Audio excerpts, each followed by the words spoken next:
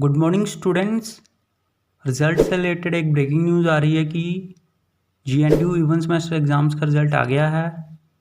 तो जिन जिन क्लासेस का रिज़ल्ट आया है वो हैं MSc botany 5 year integrated programme second semester, fourth semester,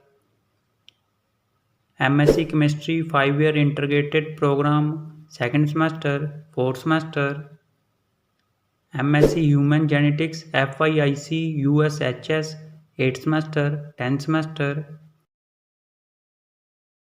तो सभी स्टूडेंट्स GNDU की ऑफिशियल वेबसाइट पर जाकर अपना अपना रिजल्ट चेक करें gnu.ac.in पर। ऑल दी बेस्ट सभी स्टूडेंट्स को। उम्मीद है कि आप सबका रिजल्ट बहुत ही अच्छा आया होगा और सभी स्टूडेंट्स पास होंगे। तो जैसे ही किसी और क्लास का या फिर किसी सेमेस्टर का रिजल्ट आता है तो हम आपको बता देंगे। तब तक इस वीडियो को लाइक कर दो, शेयर कर दो, चैनल सब्सक्राइब कर दो और बेल आइकन जरूर प्रेस कर देना। Thank you.